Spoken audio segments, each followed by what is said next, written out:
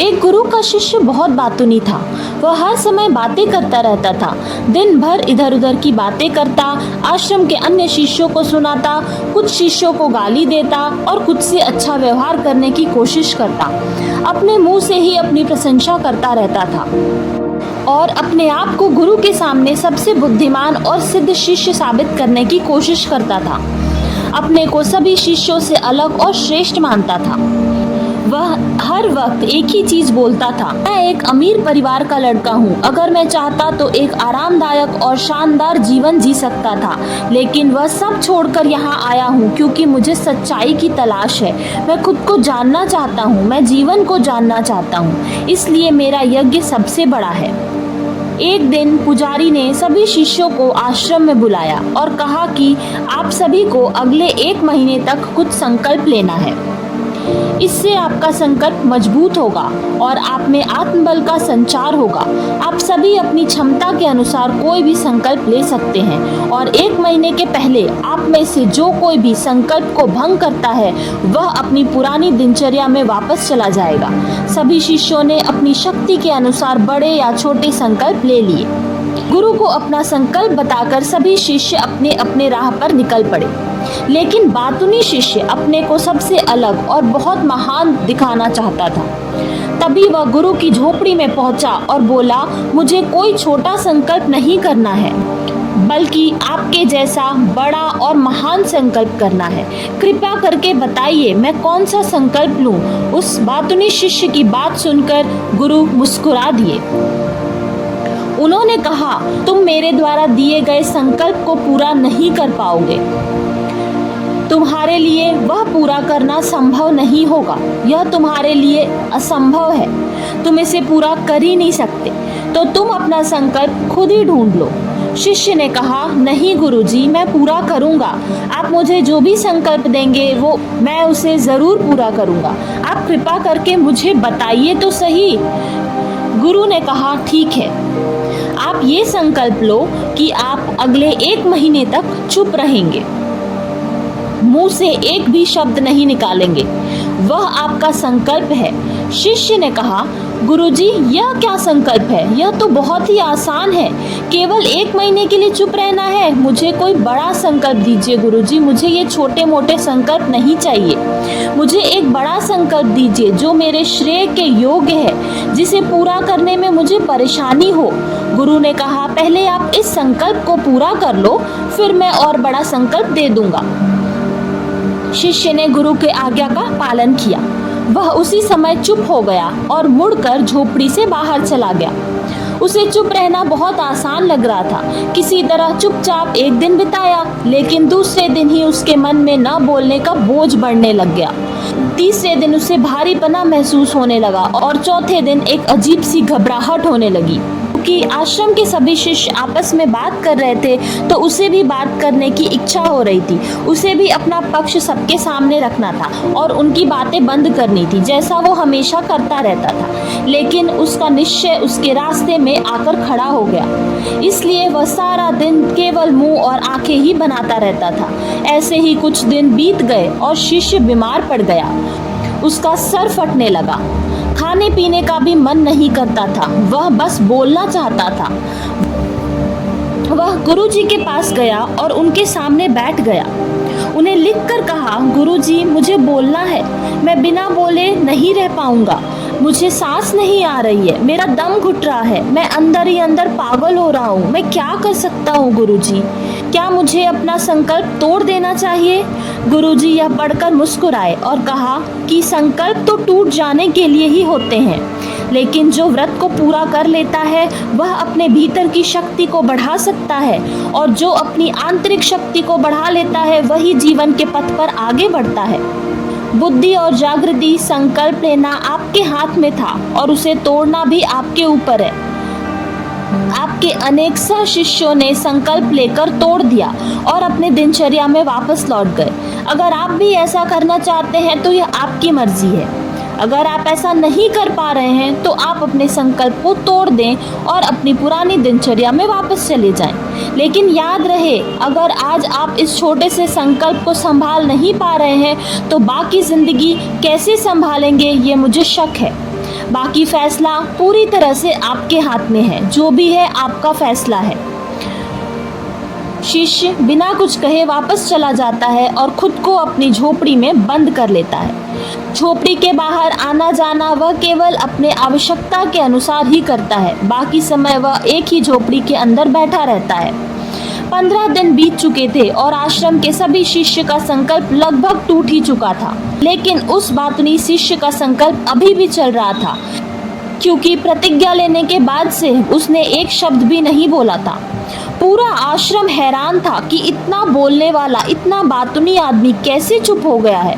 15 दिन बाद वह अपने गुरु के पास गया और लिखित में कहा कि हे मालिक, मैं बाहर से चुप हूँ, लेकिन मेरे अंदर कई आवाज़ें आ रही हैं। बहुत रोना आ रहा है, बहुत सारी शिकायतें हैं। मैं अंदर ही अंदर बात करता रहता हूँ। मेरा मन तरह तरह के सवाल करते रहता है। मैं बाहर से जितना शांत हूँ, भीतर उतना ही कोलाहल मचा हुआ है। मुझे संदेह है कि मेरा संकल्प अभी भी कायम है या नहीं। गुरु ने कहा, आपको बोलने की आदत है। आप बाहर से भले ही खामोश हैं, लेकिन अंदर ही अंदर आपके मन में बहुत सारी बातें चल रही हैं और आपको इन बातों और आवाज़ों से बहुत दूर जाना चाहिए। अभी तक आपका संकल्प तो नहीं टूटा है, पर अगर ऐसी ही स्थिति रही तो बहुत जल्द टूट जाएगा। शिष्य गुरु को प्रणाम करके चला जाता है और भोर होते ही अपनी झोपड़ी छोड़कर जंगल के लिए निकल पड़ता है। कई दिन बीत जाते हैं और संकल्प का समय भी पूरा हो जाता है, पर वह शिष्य वापस नहीं आता। आश्रम में सभी को ऐसा लगता है कि जंगली जानवरों ने उसे खा लिया रहेगा। इस दौरान लोगों ने उसे खोजने की भी काफी कोशिश की, पर वो नहीं मिला। गुरु के सभी शिष्यों ने स्वीकार कर लिया था कि उसे किसी जंगली जानवर ने अपना शिकार बना लिया है, लेकिन गुरु जी को ऐसा नहीं लगा। एक दिन आश्रम का एक शिष्य गुरु के पास आया और बोला, गुरुजी, बातुनी शिष्य को क्या हुआ? जानवरों ने उसे मार डाला होगा क्या? गुरु ने कहा, हो सकता है जानवरों ने उसको शिकार किया हो, लेकिन उसके न लौटने का कोई और कारण भी हो सकता है। हो सकता है कि वह जिस चीज के लिए वहां गया था उसे वह मिल गया होगा। शिष्य ने पूछा कि क्या ज्यादा बोलना हानिकारक होता है? गुरु ने कहा, मानव जीवन के कई दुखों में से एक दुख का कारण ज्यादा बोलना भी है। ज्यादा बोलने वाले लोग कभी चुप नहीं रह सकते। वे हमेशा कुछ न कुछ कहते ही रहते हैं और हमारे आधे से ज्यादा दुख हमारे अकेले बोलने से होता है। ज्यादातर परिवारों में झगड़े की वजह हमारी बेवजह की बातें ही होती हैं। जरूरत से ज्यादा बोलना, बिना काम के बोलना, की बातों में टांग लड़ाना, फालतू की चीजें बोलना, ये सब दुख का ही कारण है। हम में से कोई भी चुप नहीं रहना चाहता। हम लोग सिर्फ सामने वाले को चुप करके अपनी बात उसे समझाना चाहते हैं, उसे ये दिखाना चाहते हैं कि तुम गलत बोल रहे हो और मैं सही। पर ये उचित बिल्कुल भी नहीं है, क्योंकि सामने वाला भी वही कर रहा है और इस तरह सब एक दूसरे का सड़ा गला सामान ले रहे हैं। समय आता है तो उन्हीं बातों का परत निकालते हैं और एक दूसरे को सुनाते हैं। इस तरह सुनने सुनाने का यह काम जीवन भर चलता रहता है। लेकिन इस अज्ञानता में हम अपना समय, अपना जीवन, अपनी समझ और सबसे महत्वपूर्ण अपना अनमोल क्षण खो देते हैं। से बहुत अच्छे तरीके से जिया जा सकता है, जिसका अनुभव किया जा सकता है, जिसमें आनंद पाया जा सकता है, लेकिन बदले में हमें क्या मिलता है? कुछ भी नहीं, सब व्यर्थ जाता है। हम इस पागलपन में क्या खो चुके हैं, केवल कुछ ही लोगों को पता चलता है, बाकियों को कुछ भी समझता नहीं है और वो मूर्खता में अपनी जिंदगी बिताते हैं। शिष्य ने कहा, फिर इसका क्या समाधान है? गुरु ने कहा, अपने विचारों की पूरी जागरूकता के साथ देखना ही सभी मानसिक समस्याओं से बचने का एकमात्र तरीका है। दोस्तों, वर्तमान में रहें और पूरी सजगता के साथ अपना काम करें। उस बातुनी शिष्य को आश्रम छोड़े 3 महीने बीत चुके थे, पर उसका कोई समाचार न मिल रहा था। अब तक सबने उसके वापस लौटने की आशा छोड़ ही दी थी, लेकिन एक दिन वह आश्रम में लौट आया। उसे देखकर सभी चकित और प्रसन्न हो गए, लेकिन अब वो पहले जैसा नहीं था। वह कुछ और के रूप में वापस आया था। उसमें एक अजीब सा परिवर्तन महसूस किया जा सकता था। उसके चेहरे पर एक अजीब सा भाव था और उसकी आंखों में बड़ा ही सुकून था। आश्रम में आते ही सभी शिष्यों ने उन्हें चारों तरफ से घेर लिया और बातें करने लगे। उसने अपने भाइयों से भी बातें की, पर जिसने जितना पूछा उसने उतना ही जवाब दिया। वह पहले की तरह बड़बोले और बातूनी नहीं था। उनके मुख से निकला एक एक शब्द बड़े ही मधुर और ध्यान से निकला था। कुछ देर दूसरे शिष्यों से बात करने के बाद वह गुरु के पास गया। उसने गुरु के पैर छुए और कहा, गुरु जी, क्या मैं अब भी चुप हूँ? क्या मेरा संकल्प अभी भी जारी है? गुरु ने कुछ देर तक शिष्य की आंखों में गौर से देखा और कहा, हाँ, तुम अब भी चुप हो। आप तुम्हारे मुंह से एक भी शब्द नहीं निकल रहा और तुम्हारा संकल्प अभी भी कायम है। शिष्य ने कहा, मैं यहाँ रहकर बहुत ज्यादा बेचैन रहता था। मैं बोल भी नहीं पाता था और मेरे मन में अनेक तरह के विचार पैदा होते थे।